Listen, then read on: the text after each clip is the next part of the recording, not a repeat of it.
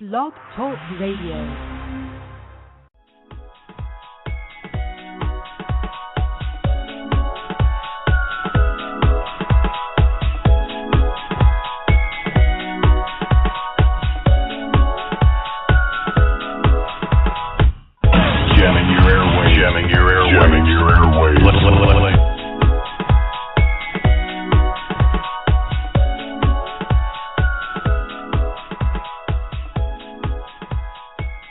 I'm your host, Toni Slate. We have a special guest, author, poet, speaker, and teacher, Michael Robert Lawrence. Michael discovered the basic mechanics which allow you to manage your thoughts and emotions. He spent a decade testing them and developed a practical method for you to take control of your mind now. Welcome to the show, Michael. What's going on in your world? I am good. I am good. Busy as usual, but I'm very good. How are you? I'm great. Very busy. Exciting things going on. Yes, they always are. You're looking forward to meeting with Keith Keller next Monday? Absolutely. I like that guy a lot. He's definitely a rock star. I enjoyed the conversation with him for sure. He has a lot of valuable information. So, he's a good man too. So, yes, I'm looking forward to that. Yep, exactly. And you both are good guys, and you both have a lot of very dynamic and fresh ideas, and you're both very creative minds. So yeah, we have something in common, and we both figured out Twitter from scratch because I didn't know anything about Twitter 2.5 years ago. I just got it from my teaching, and I didn't know anyone, so I had to figure out that whole thing. But obviously, I figured it out pretty well. So did he. So it's good to compare notes. Yeah. So, Michael, why did you develop the mechanics of the mind anyway?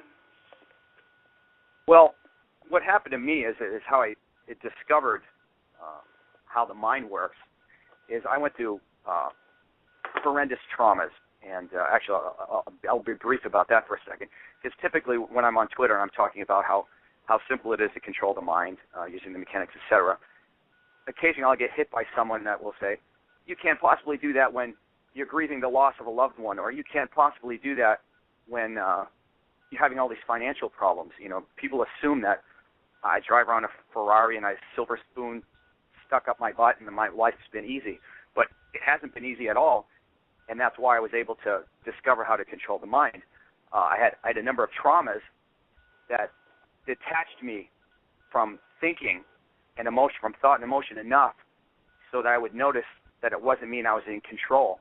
And because of the pain was so intense and I detached, I become peaceful, and I started to notice how my mind was operating.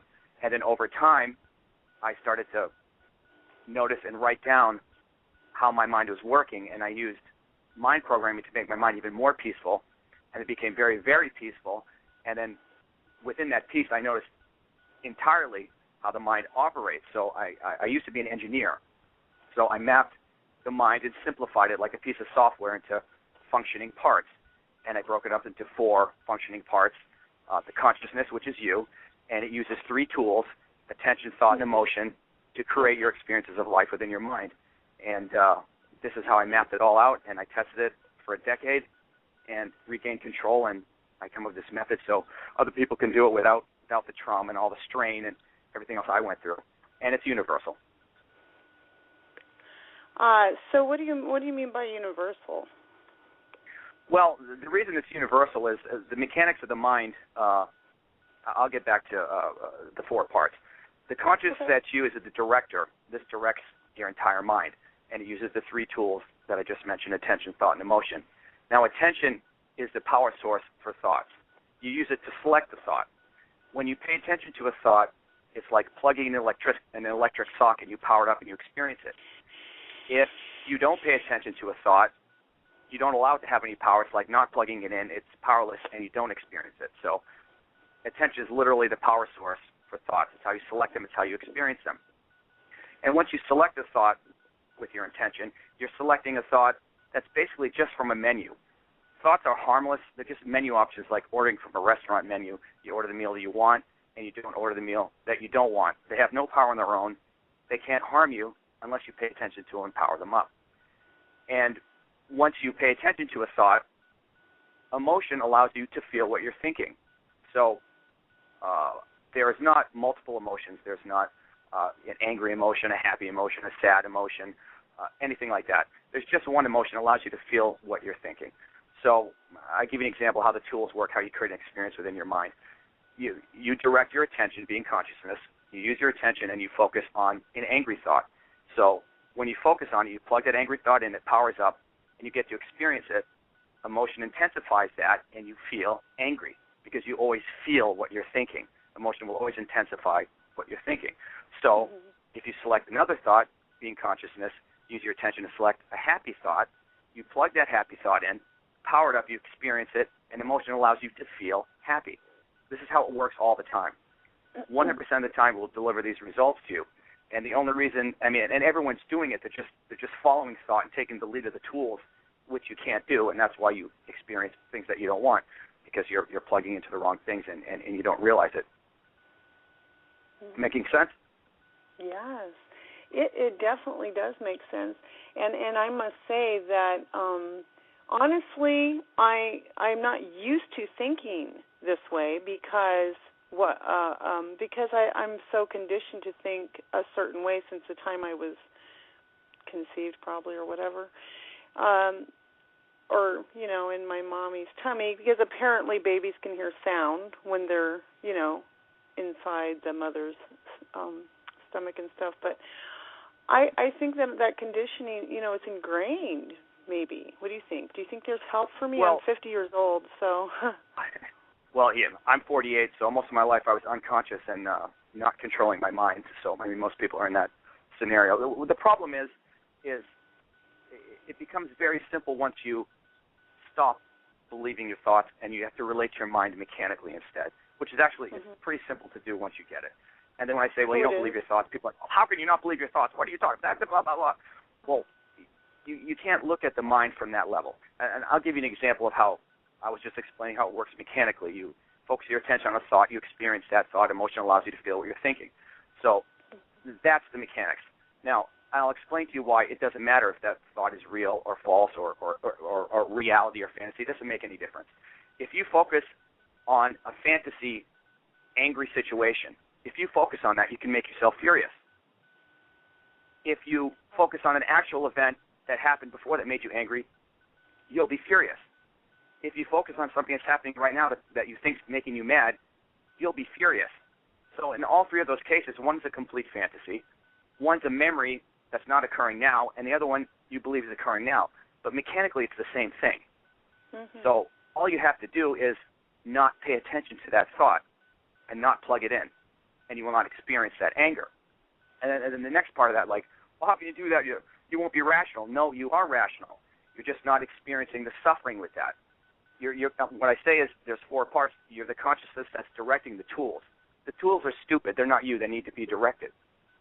So when you don't use the tool to feel something, you're still rational. You still realize, since we're talking about anger, you still realize the situation's no good or it sucks, or you may need to take certain steps to get out of it or modify your situation. You're still well aware of that. You don't lose that. You're just not angry. You're not suffering. You're not beating yourself up.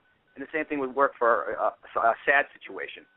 If you're grieving for a loss, and I've got through many losses of loved ones, and instead of punishing yourself, grieving, and feeling bad all the time, you just don't focus on those thoughts that make yourself suffer because you're making your own suffering. And that doesn't change the situation that you still love the person that went, it doesn't change the situation. It's still horrific. You still know all those things. You're just not suffering anymore. It's not like you're not banging your head against the wall because that doesn't serve you. You can still make rational decisions, take the proper actions. You're just doing it without suffering. And you do that by relating to the mind mechanically because you know what to do. You pull your attention away and you become peaceful. Or, obviously in a horrific situation, you probably will not want to focus on a happy thought, but you can definitely be peaceful. And, I've tested this in those kind of situations, and it works every time. You just got to get used to relating to your mind mechanically, not punishing yourself, because your thoughts aren't you. You're directing them. This is the problem. People believe their thoughts are them, their beliefs are them, and it gets all convoluted. But when you understand your mind mechanically and you just relate to it that way, everything becomes very, very easy, and that's our natural state. This is how we're supposed to operate. This is how humanity is supposed to operate. And over time, after birth, we've lost this, and we're basically an unconscious society. When the thoughts are running around, we're chasing them like, a puppy dog, and this is why the world is in chaos. Understand our mind mechanically, we regain control of the tool, just like, you know how to use your arms and legs to walk, pick up things, make things. It's the same thing with the tools in your mind. And you start using them properly. So I understand that you are coming out with a second book. Your first book, Universal Happiness Method, is available for people free of charge. But your second book, I understand, is going to be a manual for the mind. Now, that's what I'm very interested in because, like I said, I was conditioned from an early age. But, if parents maybe had a manual to something, an instruction manual to go by, maybe to help train up their children in the best way that possible, and teachers at school and such, don't you think that would be so much simpler? You're right. It's actually vital because as adults we have to unlearn our conditioning of reacting to thought for our whole life. That's why it took me so long. When I did it, I didn't know what I was doing. I wasn't attached to a Zen master. I didn't have any help. I didn't know what I was doing. So it took me a long time.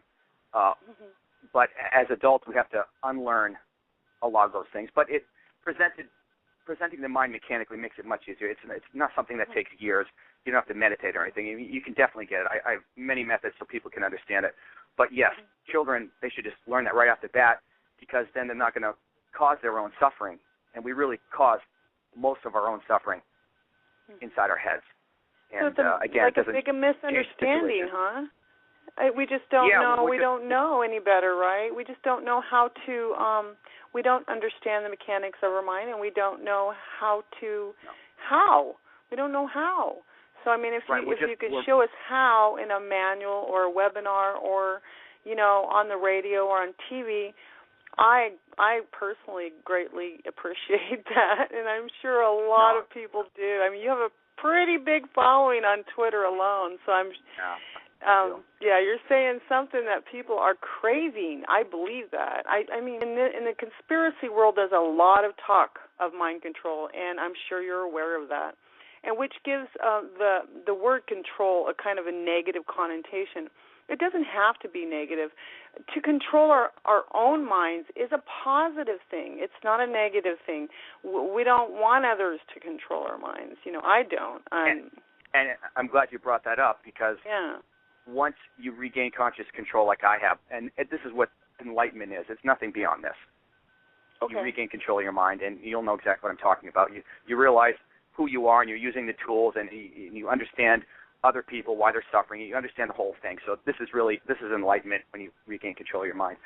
But the benefit of regaining control of your mind is when you're talking about mind programming and conspiracy people. And as you know, I was a mind programming expert prior to regaining consciousness, so I know quite a bit about that. But what mind programming does, it programs the menu of thought. It programs the thoughts that flash in front of your consciousness that you select with your attention. Now, when you're conscious, you're evaluating that menu. You don't believe it anymore. So what happens when you regain conscious control of your own mind, you're deprogrammed and you can't be reprogrammed again. It's impossible. In one fell swoop, you're deprogrammed and you cannot be reprogrammed because the menu gets programmed, the thought menu gets programmed. But you look at the thought menu as just a menu instead of believing it. So nothing can be slid in because you're evaluating what you're thinking instead of just reacting to it and believing it. Something absurd comes through, you're like, I'm not going to do that. That's crazy. Whereas before you could be led to believe, well, I think I want to buy 20 cases of Coca-Cola. Yeah, I think I need that today. That doesn't work anymore. How would your mind or understanding of the mind mechanics, how would that fit into with all the physical things going on? I drink bottled water, so if I want to control my mind, then I'm going to take other steps like that, right? I'm not going to drink fluoridated water. Well, right. I mean, so you're there's going to be additional things, making right? We can't rational just control our mind and then everything's going to be fine. No, Because there are other no. things that are going on. Yeah. In order to do anything, it all starts in the mind. So in order to make a decision to drink spring water instead of polluted water somewhere else, if that's how you see it, that starts in the mind. But what I'm saying is that the decision process is truly with you. It's not convoluted by believing your thoughts. Mind programming only works if you believe your thoughts. You're unconscious. You're just reacting to them. Where they throw up, oh my God, I must feel like that because I just saw it. That's the problem. That goes away. You cannot be controlled that way anymore. And the fail-safe that we can't be controlled is impossible. Your attention is not hard-coded in your mind. If it was, you could navigate from thought to thought and move around. So that guarantees that ultimately we cannot be controlled. So all you have to do is wrestle back conscious control of your attention, which is your natural state, and then you can't be controlled by manipulating the menu anymore. Yeah, that makes sense because our minds control our bodies. Yeah, our minds control our bodies. So once we have wrestled back control of our minds, then our minds are controlling our bodies, right? So we consciously everything control. starts in the mind. Yeah, and what I'll say on Twitter is, we try to control our lives when we can't control our minds. We're doing everything backwards. We got and they're just tools. When you relate to them as tools, like you use your hands to build a house or whatever, use a hammer. It's the same thing with how you use attention, thought, and emotion. They're just tools, and they have no intelligence. They must be directed. The problem is we're allowing them to direct us. We're puppets to them, and we don't realize it. Some people can't even conceptually swallow what I'm saying, even though I've proven it empirically. But and the other thing is the mind is very easy to control. It's been made complex, and people have created a complex belief structure that they believe, and that prevents them from controlling their mind. I reduced it, tested it, simplified it, and you can verify all these things that I say about the mind in your head. And you know they're true. You're like, you just need a few epiphanies, and you believe it, then you know it, and you've got control back, and it's permanent. You can't go backwards. You can't become unconscious again. It's impossible. And that brings me to the next point. You and I don't know how much we can say about this, but I think I can just mention it, that you have an audio series coming out, and that will help. It involves what do you call that? Help me out. Retraining. Are you talking about mind probe? You're talking. The brainwave. Yeah. Oh yeah. Brain. What I'm doing retrain. Yeah. Entrainment. That's what it's called, brain entrainment. And so actually, now it's mind programming. It's a mind programming suite, and what it's designed to do is accelerate the understanding of the teaching. Because mind programming still works very effectively if you're not conscious, which is 99% of the planet. So if I use this mind programming to understand the teaching, accelerate to look for the things that I'm telling you to notice, you'll notice them faster. Okay. And then you regain conscious control faster, and once you do, then you don't need that anymore. Excellent. Oh, okay. Then you will never need that again, probably, huh? Well, the whole thing is, this is the best investment of your life, because once you're conscious, you can never go backwards. It's impossible. It can't be done. Yes. I can't be rendered unconscious permanently. I just can't do it. You can have a little slip-up in your head, and you realize that, I'm reacting to thought, and you back out of it. But you can't go back to being controlled by thoughts and emotions or mind programming. That can't happen anymore. So from then on, it's a choice. It's a choice from then on. And actually, it's always a choice. You're reacting to thought as a choice. You're just not aware of it constantly, because you really can't do anything in your mind without you allowing it. But you just don't know, so you chase thoughts. You believe them, you plug them in, and then there's the chaos. That's the chaos and the madness in the world right there. So awareness is key. It's number one, right? So we need to be aware that we're making certain choices. A lot of times we aren't even aware of it. We do it automatically. It's a habit. Yeah, and it's hard to control when you believe your thoughts. Again, all you have to do is relate to it mechanically. And I have a method. I have teachings for that. Simple. You'll get it. You just use it. You'll get the hang of it, and you'll be conscious before you know it. I love being conscious. Shoots up. You have motivation, discipline, all those things you chase, and happiness. All that stuff. You have it all. Now you've helped people with drinking problems, suicidal people, and different people like that, right? With this system? Yeah. I mean, I was suicidal myself, and all these things come down to wrestling control of your attention again, because then you select the right things. Obviously, it's tremendous for addiction, although you can have a physiological dependency, which you'll need something else in addition. But, suicidal thoughts, you become unsuicidal by not believing those thoughts anymore, by not focusing on them. When you understand what they are, it worked for me. And depression and things like that. Yeah, depression, grieving. Grieving. I have a whole video on everything that I went through. I went through horrendous stuff. At the time, I was regaining control of my mind. So I did it by myself, without any help, without a Zen master, without any training, with nothing, during the most horrific times: deaths, poverty-stricken, terrible health, financially destroyed. It's lucky I even survived. And during the thick of that is where I regained control of my mind. So if I can do it, anyone can do it, because this is universal, the mechanics, and we're all the same on that level. So that's why you developed the mechanics of the mind, was because you were in a lot of pain? I did it so I could survive and figure out. Okay. I figured out that I was punishing myself, and almost no one realizes that they're doing it to themselves. Once you realize that, you don't punish yourself anymore. Like, you wouldn't go bang your head on the wall right now, because you know you're doing it. Same thing with thought. You're making yourself suffer with thought and emotion in exactly the same way. Once you realize it, you're not going to bang your head on the wall anymore. You're going to choose to give yourself a massage instead, Yeah, exactly. So who benefits from understanding the mechanics of their mind? Everyone, every human being on Earth. Like I said, this is lasting happiness. This is endless motivation, discipline. You free yourself from misery and suffering because you are the source. And the beauty of this is the mechanics are positioned before we create beliefs. And beliefs are what separates us. So regardless of your lifestyle, your political beliefs, religious beliefs, none of that matters because it's before all that. You don't have to change any of that stuff.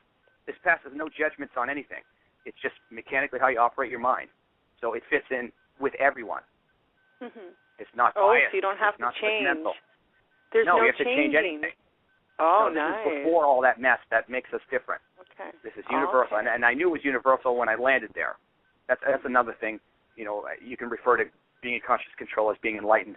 Once you're there and you realize how the mind works, you realize a universal level, and you realize it's just beliefs that separate us. And again, it can't be offensive. Can you say that again? That's very powerful. What was that? Beliefs that separate us. Yeah, beliefs are the only Everyone thing that out there separate us. listening, that is extremely powerful sentence right there, that statement.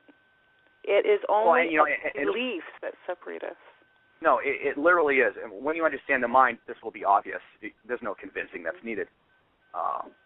And again, your lifestyle doesn't have to change. You'd have to change your viewpoints, because at that level, viewpoints are just viewpoints. They're all That's true. They're all the same thing, different flavor. It's Yes, I agree, and we're very excited. Okay, so to recap, Michael says that we are being managed by our minds without realizing it. This causes us an unnecessary misery and difficulty. By gaining a new understanding of our mind, we can feel better, improve our lives, and make our world a brighter place. Well, I knew that the show was short today, so I was trying to pack a lot in for the listeners so they could get a good idea on how the mind works and that kind of stuff. But I'll slow down if I have more time.